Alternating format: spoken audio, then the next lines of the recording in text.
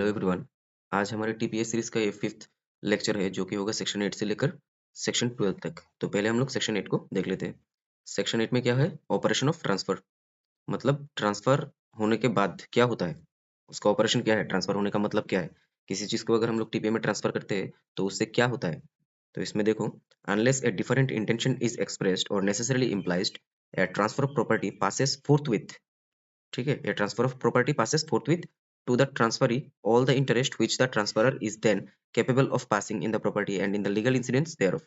मतलब जितने भी इंटरेस्ट है ना ट्रांसफरर के पास, वो सब कुछ ट्रांसफर हो जाता है ट्रांसफरी को फोर्थविथ, मतलब उसी वक्त ट्रांसफर होगा जब ट्रांसफर किया गया है। ऐसा नहीं है कि बाद में ओनरशिप आएगा, पहले पोजीशन दे दिया। जिस दिन से ट्रांसफर हुआ उसी दिन जितना भी देने का कैपेबल है ना ट्रांसफरर, जितने राइट्स देने के लिए कैपेबल है वो सब उसी वक्त ट्रांसफर हो जाएगा। Such incidents includes where the property is land, the easements annexed thereto. अगर कोई जमीन है तो उस जमीन के साथ उसका जो इजमेंट है वो भी उसी वक्त ट्रांसफरी को ट्रांसफर हो जाएगा। जैसे कि इजमेंट मतलब जमीन के साथ जुड़ा हुआ रोड जो है। ऐसा नहीं है कि जमीन अभी खरीद लिया, रोड का राइट बाद में मिलेगा। जमीन जब खरीद लिया, रोड्स में चलने का राइट भी तभी से आ जाएगा ट्रांसफरी के पास। The rents and profits thereof accruing after the transfer, और ट्रांसफर के बाद अगर उस जमीन से कोई रेंट या प्रॉफिट जनरेट होता है तो वो भी ट्रांसफरी को मिलता रहेगा उसी दिन से। And all things attached to the earth, और जो भी चीजें लैंड के साथ जुड़ा हुआ है, जमीन के साथ जुड़ा हुआ है, जैसे कि कोई हैंडपंप होगा, वो अगर जमीन से जुड़ा हुआ है तो वो भी ट्रांसफर हो जाएगा लैंड के साथ। And where the property is machinery attached to the earth, the movable parts thereof, and where the property is a house, the easements annexed thereto, the rents and profits thereof accruing after the transfer, and the locks, keys, bar, doors, windows, and all other things provided for permanent use therewith।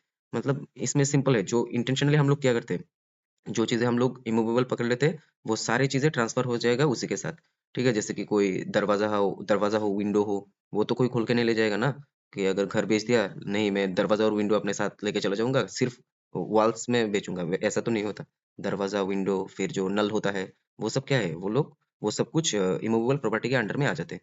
तो वो सब भी attached रहेगा और वो सब में transfer का अधिकार बन जाएगा। And where the property is a debt or actionable claim, the securities thereof, therefore नहीं thereof होगा, except where they are also for other debts or claims not transferred to the transferee but not arrears of interest accrued before the transfer। और अगर कोई actionable claim है तो उसमें क्या है, एक्शनेबल क्लेम में जो इंटरेस्ट होगा जो एक्रूड हुआ है बिफोर द ट्रांसफर, वो सब नहीं होगा। ठीक है, उसके बाद के वाला हो जाएंगे।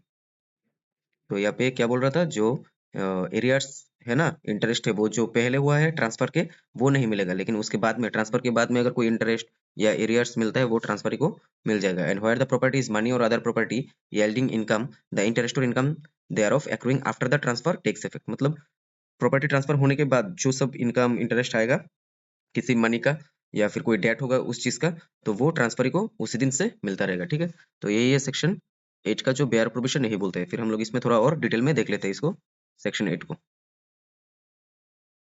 तो इसमें हमको कौन कौन से की पॉइंट्स याद रखने पड़ेंगे सेक्शन 8 में।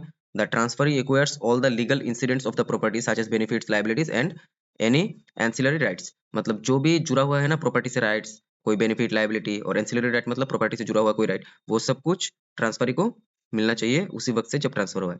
ए transfer of property does not pass mere expectation और चांस ऑफ सक्सेशन। लेकिन ये तो हम लोगों ने पहले भी पढ़ा है कि मियर एक्सपेक्टेशन और चांस ऑफ सक्सेशन यानी कि हेयर अपेरेंट, वो सब कुछ ट्रांसफर नहीं हो सकता। ठीक है, इसका एक इलस्ट्रेशन देख लो।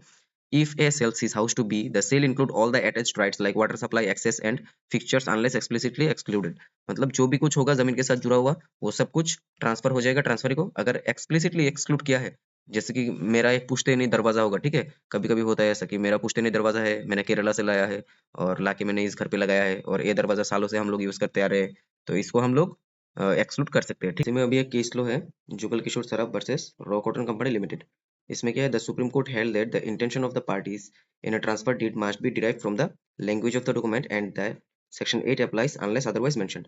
अभी यहाँ पे क्या है कि अगर कोई भी आपका ट्रांसफर में डीड तैयार होगा ना तो उसमें आपको एक्सप्लिसिटली सब कुछ मेंशन करना पड़ेगा। ठीक है ना, और उसके लैंग्वेज से ही डिराइव्ड होगा, जो डीड का लैंग्वेज होगा डीड में जैसा लिखा होगा वैसे ही माना जाएगा। और अगर डीड में कुछ मेंशन नहीं है तब सेक्शन 8 अप्लाई होगा एज इट इज। ठीक है, अभी नेक्स्ट हम लोग देखेंगे सेक्शन 9। सेक्शन 9 में क्या है, ओरल ट्रांसफर। मतलब टीपीए में कब कब हम लोग ओरल ट्रांसफर कर सकते हैं, कि हम लोग को डॉक्यूमेंटेशन का कोई जरूरत नहीं होगा। This section permits oral transfer of property unless a law explicitly request the transfer to be made in writing. मतलब टीपीए में वो सब कुछ ओरली ट्रांसफर होगा जो कि मेंशन नहीं किया है कि उसको राइटिंग में ही होना चाहिए, ठीक है। तो इसके की पॉइंट्स देख लो। Movable property can be transferred orally unless required by law to be in writing. कोई भी मूवेबल प्रॉपर्टी है उसको हम लोग ओरली ट्रांसफर कर सकते हैं, लेकिन अनलेस रिक्वायर्ड इन राइटिंग, मतलब जब तक उसको राइटिंग में लिखने का जरूरत नहीं है तब तक हम लोग उसको कर सकते हैं ओरली। एग्जांपल, ए विल और release of immovable property for more than 1 year. जैसे कि कोई विल होगा या फिर कोई इमूवेबल प्रॉपर्टी है जो कि 1 साल से ज्यादा के लिए लीज में नहीं दे रहे, तो वो हम लोग ऐसे ओरल में भी कर सकते हैं कि हाँ तुम मेरा प्रॉपर्टी 1 साल के लिए ले लो और मुझे इतना पैसा दे दो। तो उन सब के लिए हम लोगों को नहीं करना चाहिए, उसका ओरल रिटर्न में नहीं करने से भी हो जाएगा, ओरल ट्रांसफर में से हो जाता है। लेकिन अभी एक्चुअली रिटर्न में कर लेना अच्छा है ना, क्योंकि आपके पास वो होगा, उसका एविडेंस होगा जिससे आप लोग यूज कर सकते हैं। तो ओरल में करना तो इतना फायदेमंद नहीं होगा, लेकिन लॉ में दिया हुआ है कि कर भी सकते हैं। लेकिन यहाँ पे और एक चीज देखो, इंटरेस्टिंग ये है, for immovable property registration and return documents are mandatory for transaction above ₹100। ये देखो अभी कब का लॉ बना हुआ है, अभी भी ₹100 दिया हुआ है। तो जनरली ₹100 से ऊपर का ही इमूवेबल प्रॉपर्टी होगा। कोई भी इमूवेबल प्रॉपर्टी आज के डेट में थोड़ी ना ₹100 से नीचे होगा। जमीन का प्राइस कितना होगा, घर का प्राइस कितना है, थोड़ी ना ₹100 से नीचे होगा। तो ये तो ऐसे ही है, लेकिन हम लोग को पढ़ना पड़ता है। इलस्ट्रेशन ए, इसमें और एक इलस्ट्रेशन है, यहाँ पे एक गैप होगा। A orally gifts is gold necklace to be, the transfer is valid as the law does not require it to be in writing. जैसे कि अभी कोई गोल्ड का नेकलेस है तो इसमें तो राइटिंग में नहीं करने से भी होगा, लेकिन कोई जमीन मतलब इमूवेबल प्रॉपर्टी मैंडेटरी है कि हम लोग कर ले उसको रिटर्न में, क्योंकि यहाँ पे भी दिया हुआ है ₹100 से ज्यादा कोई भी इमूवेबल प्रॉपर्टी होगा तो उसको हम लोग करना पड़ेगा उसको रिटर्न में, नहीं तो वो नहीं होगा। फिर सेक्शन 10 देख लो। सेक्शन 10 में क्या है, कंडीशन रेस्ट्रेनिंग एलिएशन। अभी कोई भी कंडीशन होगा अगर एलिएनेशन करने से पहले, एलिएनेट मतलब कि अपना प्रॉपर्टी को ट्रांसफर करना है, इसी को लॉ में एलिएनेशन, थोड़ा टेक्निकल टर्म यूज कर लेते हैं वो लोग। तो इसमें क्या है, अगर कोई भी कंडीशंस रहेगा ना कि आप अपना प्रॉपर्टी एलिएनेट नहीं कर सकते। जैसे कि मैंने आपको प्रॉपर्टी बेचा, ठीक है, ये मैं हूँ, ये यहाँ पे मैं हूँ, ये यहाँ पे मैंने ये प्रॉपर्टी आपको बेच दिया, ठीक है, मैंने प्रॉपर्टी आपको बेच दिया, लेकिन आपको कंडीशन लगा दिया कि अगर तुम किसी और को बेचने जाओ तो इसको नहीं बेच सकते। हाँ, तो ये क्या होगा, मैंने रेस्ट्रेंट कर दिया कंडीशन लगा के, तो ये सब वॉइड माना जाएगा। सिंपली यहाँ पे देख लेते हैं, this section renders void any condition that absolutely रेस्ट्रेंस the transfer from transferring the property.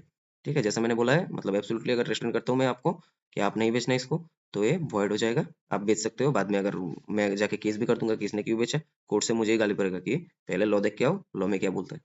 फिर की पॉइंट देख लो इसका, partial restraint is valid. Example, a condition to sell only to family members. मतलब पार्शियल रेस्ट्रेंट हम लोग वैलिड मान सकते हैं। जैसे कि मैंने कोई प्रॉपर्टी, एक प्रॉपर्टी मेरा है, मैंने क्या किया, इस मैंने अपना प्रॉपर्टी किसी को दिया, अपना ही फैमिली मेंबर को, ठीक है, मेरा छोटा भाई है, मैंने उसको प्रॉपर्टी दे दिया और बोला कि देखो तुम ये जो प्रॉपर्टी है ना बेच सकोगे, लेकिन अपना किसी फैमिली मेंबर को ही बेचना, बाहर का किसी को नहीं बेचना, या तो तुम अपने फैमिली मेंबर के अंदर बेचो। तो ये क्या है, ये पार्शियल रेस्ट्रेंट है। मैंने एब्सोल्युटली रेस्ट्रेंट नहीं किया कि नहीं ही बेच सकते हो, तो ऐसा वॉइड नहीं होगा, ये सब वैलिड होगा। और एब्सोल्यूट रेस्ट्रेंट क्या होगा, which prohibits alienation entirely is void. Illustration देख लो, if A sells land to B with the condition that B must never sell it, the condition is void. मतलब कभी भी नहीं बेच सकता, तब तो ये वॉइड होगा। However if A imposes a condition that B can only sell the land to C is valid. लेकिन बी ने क्या बोला कि तुम ये प्रॉपर्टी बेचोगे तो सी को ही बेचना पड़ेगा, तो ये सब हो सकता है। केस लो रोशर वर्सेस रोशर, इसमें क्या है, an absolute restraint on alienation was declared void as it conflict with the free transfer of property rights। ठीक है, सिंपल है, मतलब एब्सोल्यूट रेस्ट्रेंट होने से इस केस में भी क्या बोला है कि void हो जाएगा। ठीक है, फिर हम लोग देख लेते हैं सेक्शन 11 को। सेक्शन 11 में देखो क्या है, section 11 restriction repugnant to interest created.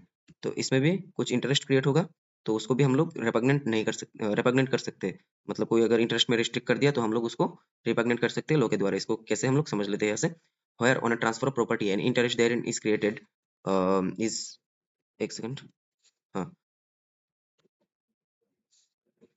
where on a transfer of property an interest therein is created absolutely in favor of any person, but the terms of the transfer direct that such interest shall be applied or enjoyed by him in a particular manner, he shall be entitled to receive and dispose of such interest as if there were no such direction। अगर मैंने यहाँ पे पकड़ लो, मैं हूँ, मैंने आपको एक प्रॉपर्टी दिया और प्रॉपर्टी देके बोला ये आप है, मैंने अपना प्रॉपर्टी आपको बेचा, बेचने के बाद बोला आपको कि देखो एक काम करो, ये प्रॉपर्टी जो है ना, आप सिर्फ यहाँ पे फार्मिंग करना, खेती बाड़ी करना, यहाँ पे आप घर मत बनाना, यहाँ पे आप रोड मत बनाना अपने प्रॉपर्टी के ऊपर। तो मैंने क्या किया, आपको रिस्ट्रिक्ट कर दिया कि कुछ ऐसा काम करो जो मैं बोलूंगा। तो ये लॉ के द्वारा क्या माना जाएगा कि ऐसा कोई रिस्ट्रिक्शंस था ही नहीं, आप जैसा चाहे वैसा कर सकते हो।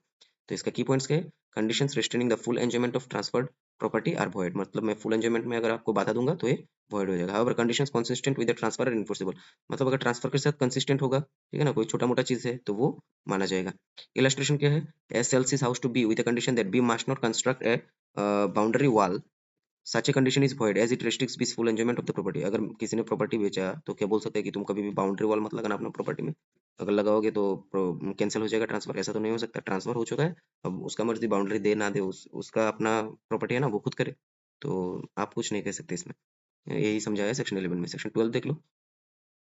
Condition making interest determinable on insolvency और अटेम्प्टेड एलियनेशन, मतलब कोई इंसॉल्वेंट हो गया, ठीक है ना, प्रॉपर्टी लेने के बाद में, तो उसके साथ क्या किया जाएगा, उसके उससे क्या हम लोग ट्रांसफर को कैंसिल कर सकते हैं? अगर मेरे ट्रांसफर के बाद इंसॉल्वेंट हो गया दूसरा आदमी जो ट्रांसफर है, तो क्या हम लोग उसको कैंसिल करेंगे या नहीं करेंगे? इसी को हम लोग देखेंगे इस सेक्शन में। This section states that A condition that terminates the transfer is interest on alienation और इंसॉल्वेंसी इज void। हाँ देखो, यहाँ पे ट्रांसफर का जो इंटरेस्ट है, एलियनेशन मतलब पहले भी बोला था हमने, ट्रांसफर करने का जो राइट या फिर उसको बेचने का कुछ भी करने का राइट, उसको एलियनेट बोलते हैं, ठीक है ना। और इंसॉल्वेंसी इज void, मतलब इंसॉल्वेंट होने के बाद अगर हमने ऐसा नहीं बोल सकते कि तुम इंसॉल्वेंट हो, अभी प्रॉपर्टी तुम किसी को नहीं बेच सकते, प्रॉपर्टी दोबारा मुझे दे दो या सिर्फ तुम्हारे पास ही रहेगा, ऐसा नहीं होगा। However this rules applies only to absolute interest, और ये सब सिर्फ एब्सोल्यूट इंटरेस्ट में लागू होता है, लाइफ इंटरेस्ट या प्रायर इंटरेस्ट में लागू नहीं होता है। तो एब्सोल्यूट इंटरेस्ट क्या है? जैसे कि मैंने कोई प्रॉपर्टी आपको बेचा, एकदम एब्सोल्यूट इंटरेस्ट इसका ट्रांसफर कर देते हैं। और हम लोग नेक्स्ट सेक्शन 13 में पढ़ेंगे हम लोग लाइफ इंटरेस्ट क्या होता है। लाइफ इंटरेस्ट में क्या होता है? एक प्रायर इंटरेस्ट क्रिएट करना पड़ता है, ठीक है ना। जैसे कि ये मैं हूँ, मैं चाहता हूँ कि मेरा प्रॉपर्टी मेरे ग्रैंडसन को जाए, ठीक है ना। तो ग्रैंडसन को जाने से पहले, ग्रैंडसन तो अभी आया ही नहीं दुनिया में, तो इससे पहले मैं अपना जो प्रॉपर्टी है मैं अपने लड़के को दे सकता हूँ कि तू इसका लाइफ इंटरेस्ट होल्डर होगा, मतलब एब्सोल्यूट नहीं, ये इसको बेच नहीं सकता, सिर्फ इसको एंजॉय करेगा। और अल्टीमेटली कौन उसको एंजॉय करेगा? मेरा जो ग्रैंडसन आएगा वो इसको एंजॉय करेगा। तो यहाँ पे इसके पास क्या है? इसके पास है लाइफ इंटरेस्ट। तो यहाँ पे बोला है कि ये जो सेक्शन है ये सिर्फ एब्सोल्यूट इंटरेस्ट में अप्लाई होता है, लाइफ इंटरेस्ट में नहीं होता। ठीक है, देखो कैसे। The section ensures the transfer is interest can not be arbitrarily terminated on such grounds. Life interest और लिमिटेड इंटरेस्ट आर एग्जेम्प्ट। देखो यहाँ पे लाइफ इंटरेस्ट और लिमिटेड इंटरेस्ट एग्जेम्प्ट हो जाएगा, ठीक है, from this provision. Illustration, A transfers a house to B with a condition that if B becomes insolvent the transfer will be void। ये देखो यहाँ पे क्या किया इसने, उसको बी को सेल कर दिया, ठीक है, और कंडीशन क्या लगा कि बी अगर इंसॉल्वेंट हो जाए तो ट्रांसफर void हो जाएगा। तो ये कंडीशन ही इनवैलिड है, B has an absolute interest, ठीक है ना। बी के पास अपना पूरा एब्सोल्यूट इंटरेस्ट है, वो पागल भी हो जाए, इंसॉल्वेंट भी हो जाए, कुछ भी हो जाए, ठीक है ना, वो अपना प्रॉपर्टी खुद का मर्जी है, जो करना चाहे करेगा। ये नहीं बोल सकता कि वो ट्रांसफर void हो चुका है। तो इसमें एक केस लो भी है, गिरिजानंदिनी देवी वर्सेस विजेंद्र नारायण चौधरी। इसमें क्या है? The court emphasized that termination conditions violating absolute interest rights are void। इसमें भी बोल दिया कि एब्सोल्यूट इंटरेस्ट को जो टर्मिनेट करता है वैसे सब कंडीशंस क्या हो जाएंगे? void हो जाएंगे, ठीक है। यही तक था हम लोगों का सेक्शन 12 तक। नेक्स्ट लेक्चर्स में हम लोग सेक्शन 13 देखेंगे, जो कि मेंस के लिए बहुत ही ज्यादा इंपॉर्टेंट है। बहुत सारे स्टेट के जो जुडिशियल एग्जाम तो होते हैं उनमें पूछा ही जाता है मेंस के एग्जाम पे। मतलब एक साल में नहीं पूछा, दूसरे साल में पूछ लेता है, ऐसा तो होता ही है, मतलब सेक्शन 13 आता ही है। अब उसमें से प्रॉब्लम बेस्ड भी आ सकता है या फिर डायरेक्टली भी आपको क्वेश्चन पूछ सकते हैं। तो हम लोग सेक्शन 13 जब करेंगे नेक्स्ट लेक्चर में, तो हम लोग अच्छे से देख लेंगे कि सेक्शन 13 से कैसे क्वेश्चंस बनेंगे मेंस के लिए, और हम लोग कैसे उसको आंसर करेंगे। तो अभी आप इस वीडियो को भी देख लो, और इससे पहले हम लोग का टीपी एक में और भी सेक्शन 6 बहुत इंपॉर्टेंट सेक्शन, सेक्शन 5, वो सब भी हमारे प्रीवियस वीडियोस है, आप प्लेलिस्ट में जाके चेकआउट कर सकते हो। इतना तक अगर देख चुके हो तो थैंक्स फॉर वॉचिंग, और वीडियो को आप लाइक कर दो और चैनल को सब्सक्राइब कर दो, ताकि आने वाले और भी हम लोग जो जुडिशरी रिलेटेड टॉपिक्स में हम लोग वीडियोस बनाएंगे, और मैं ट्राई करूंगा कि एमसीक्यू भी दे दूं कुछ आप लोगों को सॉल्व करने के लिए, जो कि आपके प्रीलिम्स के पर्पस के लिए अच्छा होगा। ठीक है, थैंक यू फॉर वॉचिंग।